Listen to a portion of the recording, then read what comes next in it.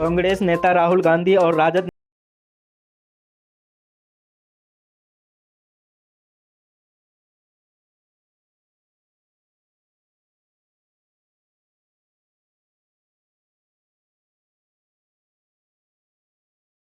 65 लाख नामों के मुद्दे को उठाया।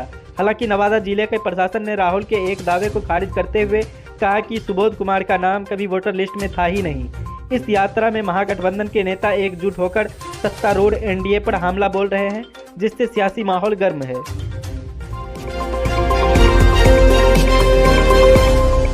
पूर्व केंद्रीय मंत्री नागमणि 19 अगस्त को भाजपा में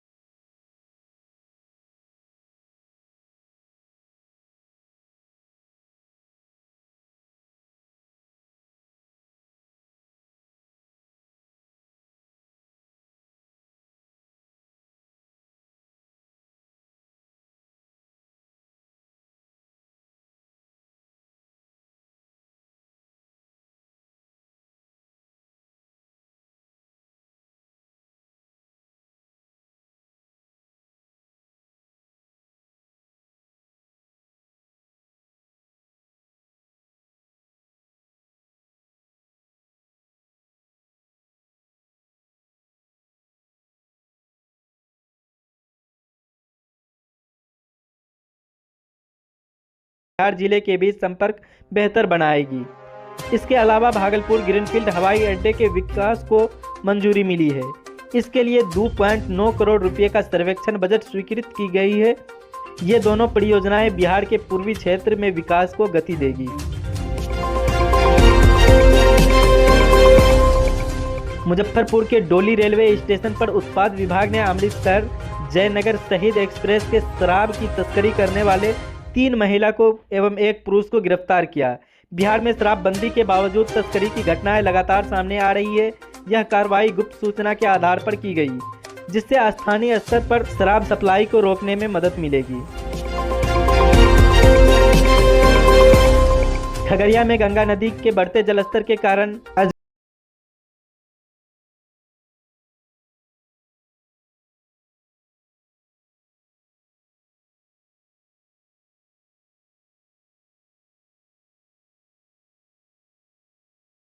का आश्वासन दिया है। मुख्यमंत्री ग्रामीण सड़क उन्नयन योजना के तहत छपरा में 231 करोड़ रुपए की लागत से 231 किलोमीटर लंबी सड़कों का निर्माण होगा। इस परियोजना से गांवों को शहरों से जोड़ने में मदद मिलेगी, जिससे ग्रामीण अर्थव्यवस्था को बढ़ावा मिलेगी। यह परियोजना बिहार सरकार के ग्रामीण विकास की प्रतिबद्धता को दर्शाती है। लखीसराय में शिक्षा विभाग के कथित घोटाले के खिलाफ भाजपा के पटना उच्च न्यायालय में जनहित याचिका दायर की है। यह याचिका वित्तीय वर्ष 2022-23 और 2023-24 विद्यालय सुदृढ़ीकरण योजनाओं में से करोड़ों रुपए के गबन के आरोप पर आधारित है। यह मामला बिहार के शिक्षा व्यवस्था में पारदर्शिता की मांग को और तेज कर सकता है। पूर्णिया जिले में भूमि अभिलेखों में त्रुटियों को सुधारने के लिए सरकार ने 16 अगस्त से 30 अक्टूबर तक राजस्व महाअभियान शुरू किया है। इस अभियान के तहत उत्तराधिकार, नामांतरण और बंटवारे जैसे कार्यों को आसान बनाया जा रहा है। यह कदम ग्रामीण क्षेत्रों में जमीन से जोड़ने वाले विवादों को कम करने में मददगार साबित होगा। पटना सिटी को जाम से मुक्त करने और विकास को गति देने के लिए सरकार ने दीदारगंज से पुनपुन तक तटबंध पथ के चौड़ीकरण को फैसला किया है। इसके साथ ही पुनपुन से रसलपुर में मोरहर नदी पर एक नए पुल का निर्माण होगा, जो बाढ़ प्रभावित क्षेत्रों में आवागमन को आसान बनाएगा। यह परियोजना पटना के शहरी विकास के लिए महत्वपूर्ण है। प्रधानमंत्री नरेंद्र मोदी ने 22 अगस्त 2025 को गया में एक बड़े कार्यक्रम में लगभग 12,992 करोड़ रुपए की विकास परियोजनाओं का शिलान्यास और उद्घाटन किया।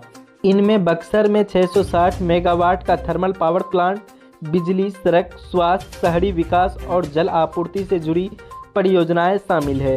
इसके अलावा उन्होंने गया राजगीर डोकर मां वैशाली रूट में मेमू फास्ट पैसेंजर ट्रेन का शुभारंभ किया।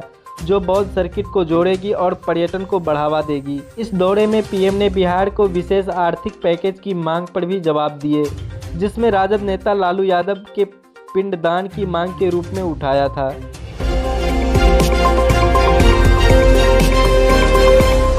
कांग्रेस नेता राहुल गांधी और राजद नेता तेजस्वी यादव ने वोटर अधिकार यात्रा 22 अगस्त को बिहार के विभिन्न हिस्सों में जारी रही। यह यात्रा बिहार विधानसभा चुनाव 2025 की तैयारियों का हिस्सा है, जिसमें मतदान सूची से कथित तौर पर 65 लाख नाम हटाए जाने का मुद्दा जोर शोर से उठाया जा रहा है। विपक्ष इंडिया गठबंधन ने इसे लोकतंत्र के खिलाफ साजिश करार दिया है। हालांकि नवादा जिला प्रशासन ने राहुल के इस दावे को खारिज किया, जिसमें उन्होंने सुबोध कुमार के नाम वोटर लिस्ट से हटाने की बात कही थी। यह यात्रा सियासी तापमान को और बढ़ा रही है। मुख्यमंत्री नीतीश कुमार के एक कार्यक्रम में मुस्लिम टोपी न पहनने और उसे एक मुस्लिम नेता को पहनना देने की घटना ने बिहार के राजनीतिक में नया विवाद खड़ा कर दिया है। कांग्रेस सांसद इमरान प्रताप गिरी ने नीतीश पर तंज कसते हुए कहा कि वे मुसलमान को टोपी पहना रहे हैं। विपक्ष ने इस घटना को मुस्लिम मतदाताओं को नज़रअंदाज करने का आरोप लगाया, जबकि जदयू ने इसे आवश्यक विवाद करार दिया है। यह मुद्दा सीमांचल क्षेत्र में विशेष रूप से चर्चा में है, जहां मुस्लिम वोट बैंक महत्वपूर्ण है।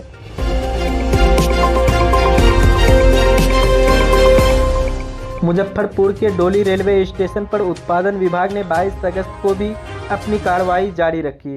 अमृतसर जयनगर शहीद एक्सप्रेस से शराब की खेप लाने वाले 3 महिलाओं और 1 पुरुषों को पहले ही गिरफ्तार किया गया था और इन मामले में पूछताछ तेज हो गई है। बिहार में शराबबंदी के बावजूद तस्करी की घटनाएं चिंता का विषय बनी हुई है। प्रशासन ने ऐसी गतिविधियों पर नकेल कसने के लिए गुप्त सूचनाओं पर आधारित अभियान को और तेज करने का फैसला किया है।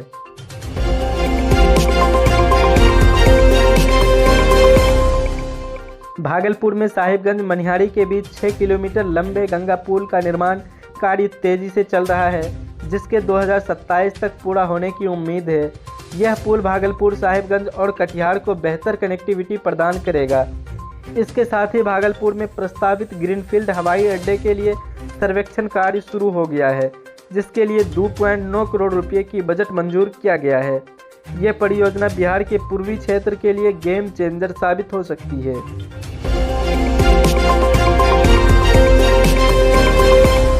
सीवान जिले में गंडक और घाघरा नदियों के उफान के कारण बाढ़ की स्थिति गंभीर बनी हुई है। 22 अगस्त को जिला प्रशासन ने राहत कार्यों को तेज करते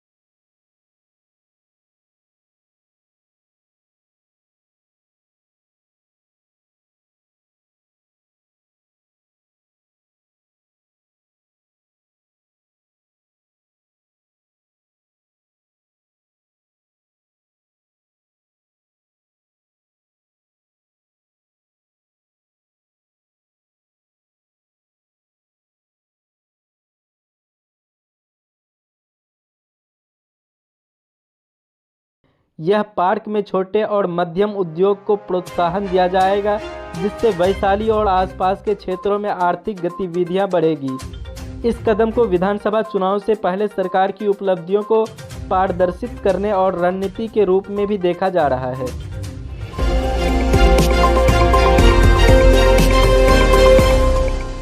कटिहार में 22 अगस्त को मतदान सूची के नाम हटाए जाने के खिलाफ में राजद और कांग्रेस कार्यकर्ताओं ने स्थानीय चुनाव कार्यालय के बाहर प्रदर्शन किया। प्रदर्शनकारी दावा कर रहे हैं कि अल्पसंख्यक और पिछड़े वर्ग के मतदाताओं के नाम जानबूझकर हटाए गए हैं। जिला प्रशासन ने इन आरोप को खारिज करते हुए कहा कि विशेष गहन संशोधन यानी SIR प्रक्रिया पारदर्शी है और तकनीकी त्रुटियों को ठीक किया जा रहा है। यह विवाद बिहार के कई जिले में सियासी तनाव के कारण बना हुआ है।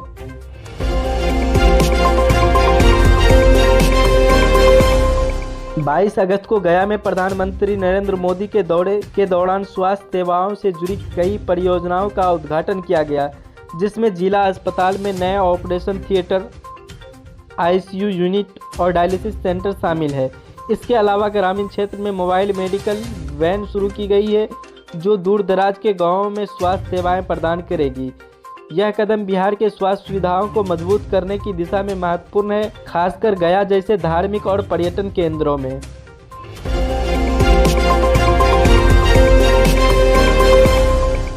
पटना में 22 अगस्त को स्मार्ट सिटी परियोजना की प्रगति की समीक्षा के लिए एक उच्च स्तरीय बैठक हुई।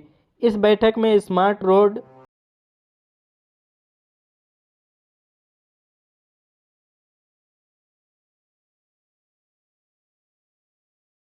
पूरा करने के निर्देश दिए। यह परियोजना पटना को जाम मुक्त और आधुनिकीकरण शहर बनाने की दिशा में महत्वपूर्ण कदम है।